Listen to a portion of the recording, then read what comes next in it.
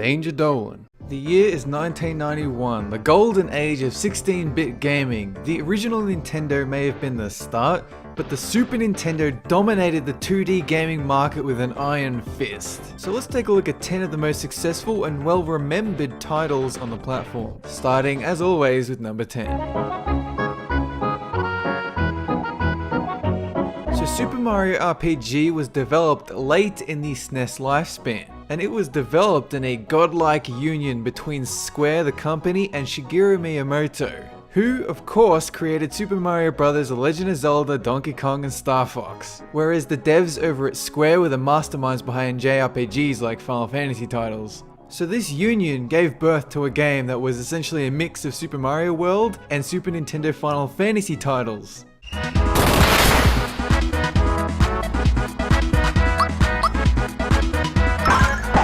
Super Mario RPG was an isometric platformer full of exploration, but with a JRPG battle system. But not with static turn-based combat, hell no. This game incorporated timed button pushes to make it more engaging every time you fight enemies. So this game created a whole new Mario subgenre of RPGs. It led to Mario and Luigi Superstar Saga for the GBA, and also Mario and Luigi Dream Team for the 3DS. But none have quite reached the heights of the original RPG with Mario.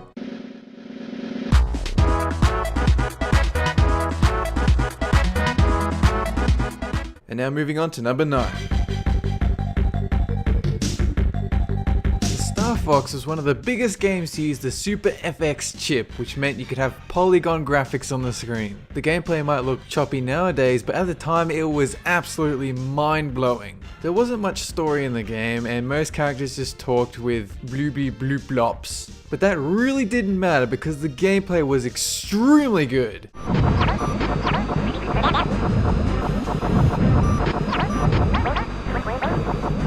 And originally there was supposed to be a sequel, a direct sequel for this game called Starfox 2 for the Super Nintendo. And while that game was finished, it wasn't released purely because Miyamoto wanted a clean break between 3D on the Super Nintendo and 3D on the N64, which was going to be released imminently. And it seems like a strange reason to cancel your game nowadays, but at least you can still play Starfox 2 using hacked ROMs on the internet. And Starfox 64 was an explosive successor anyway, so it wasn't too big of a deal. It's a shame the franchise has gone a strange direction nowadays, but the original Starfox is always worth a go. Highly recommended.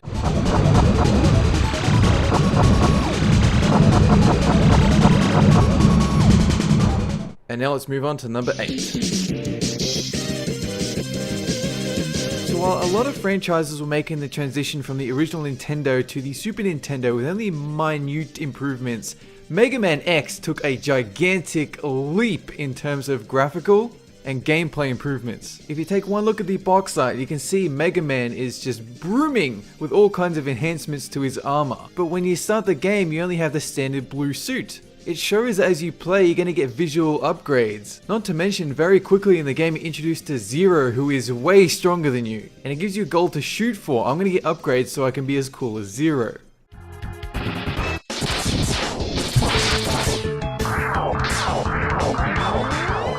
But it wasn't just the upgrades. You also had a gameplay revolution in the form of wall jumping. Instead of just going with the traditional platform, you jump to the next platform, go, go, go. Now you can flip off walls, you can actually climb walls, you can speed across platforms and make long jumps. It completely changed the way you played the game, as compared to the original. And if you haven't already, I highly recommend you check out the Sequelitis episode by Egoraptor over at his channel. He goes into a lot of detail about what made Mega Man X an amazing game, and that it certainly was.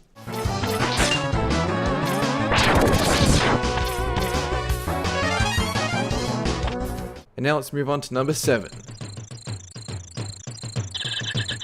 So there is always one thing people remember about Donkey Kong Country, the original game. It was the visually mesmerizing graphics, not only of the world but of the characters. It was a pseudo 3D with quirky animations and an atmospheric, animal-dominated world. Right from the very first level, it feels like you're right there in the jungle. This is Atmosphere and Immersion 101.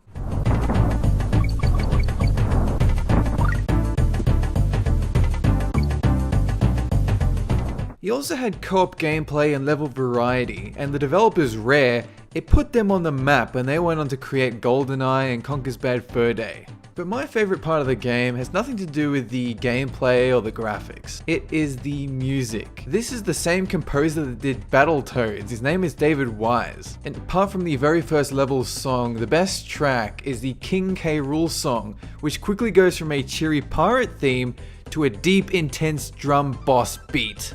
I have a link on screen right now. I highly recommend you check out that song. And remember to play the game too, and also its sequel, which is arguably even better.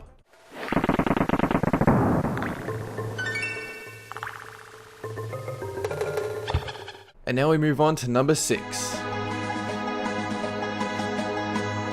Final Fantasy VI, the characters and story are what made this game. This was the golden age of Square before all the garbage they produce nowadays happened. And back then there were some kick-ass writers on their team. In this game you have 14 player characters, each with their own history and character development. Some of them show up for a bit and then help your party and leave for no reason. Some of them stick around throughout the entire game, and some betray your team. It's a very fun little dynamic.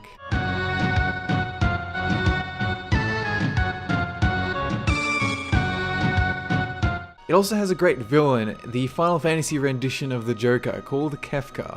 One of his most famous lines is that he's walking through the desert, he gets some sand on his shoe and he asks someone to brush it off, just to show how batshit insane he is. People like to argue about whether or not Final Fantasy VII or Final Fantasy VI is the best one, but easily Final Fantasy VI was the best 2D game and number 7 was the best 3D. There is also a giant plot twist at the end of this game, and heads up, the villains win. It just goes to show you don't have to conform to people's expectations of the storyline or characters. Just do your own thing and people will love it.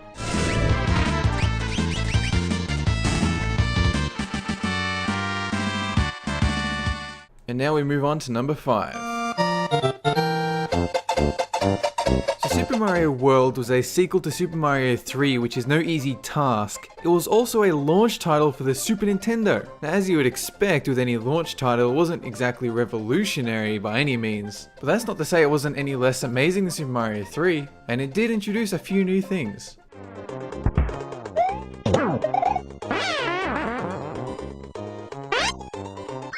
So while Super Mario Bros. 2 had a bigger roster than Super Mario World, you had the addition of a rideable Yoshi. And just like with Megaman X, this added a whole new style of gameplay where you could swallow enemies, you could breathe fire, and you can go for higher and longer jumps and then jump off Yoshi for even higher.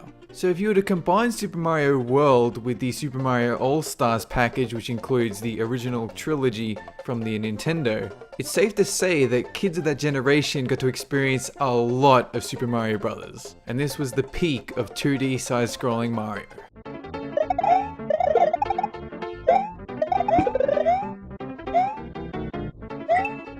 But now we move on to number 4. Super Mario Kart invented the karting genre for video games. Instead of any kind of a side-scroller, it used Mode 7 to make a 3D immersive style of gameplay. Now this was the ultimate party game. You get a bunch of friends together and you just battle it out with Super Mario Kart.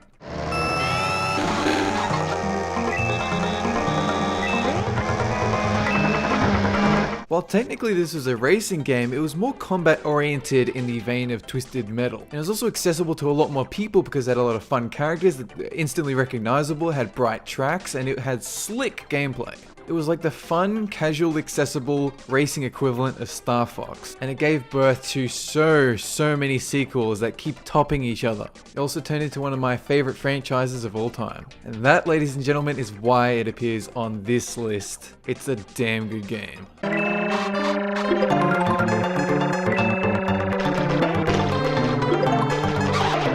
And now we move on to number 3.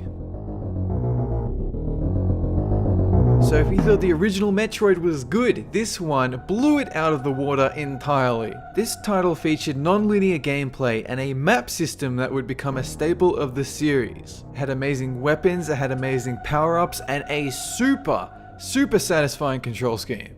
It was like Contra on steroids.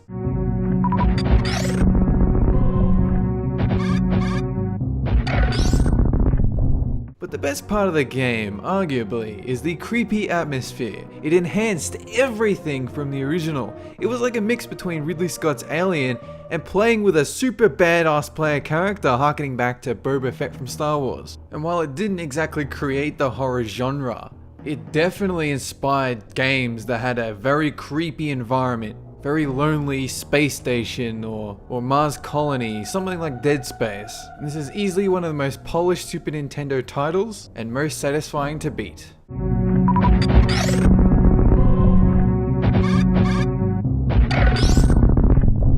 And now moving on to number 2. A Link to the Past. This has been called, without a doubt, the best Legend of Zelda 2D title ever. It has a variety of locations, 2 light and the dark worlds, had a huge array of weapons, had dungeons intricately designed, tons of side quests, Easter eggs out the arse, and a massive fully explorable world.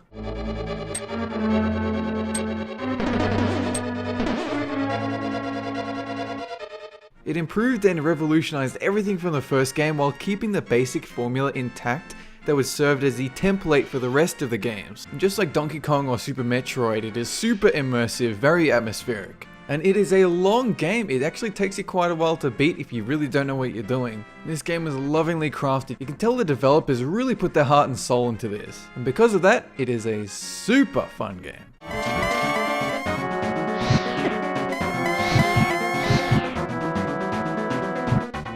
But now let's move on to number 1. Oh yes, Chrono Trigger. If you thought the Mario RPG was developed by the Ultimate Union, this was made by the Dream Team at Square. In development was Sakaguchi, the creator of Final Fantasy. You also had Hori, the creator of Dragon Quest. You had art done by Akira Toriyama, who is responsible for Dragon Ball Z. You combine that into a time travel Final Fantasy style JRPG with turn-based combo fueled combat, and you've got one hell of a game.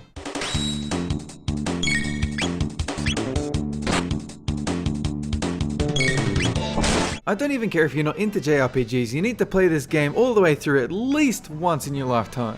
Because by the time you finish it and you discover one of the multiple endings, you will want to play it all the way through just to see what else happens. Because if you combine all the best features of every game on this list into one game, Chrono Trigger may be just as good. Anyway, that is it for this top 10 list. If you'd like to suggest another top 10, head on over to reddit.com/r/thediddyguides and make a post. Have a good one.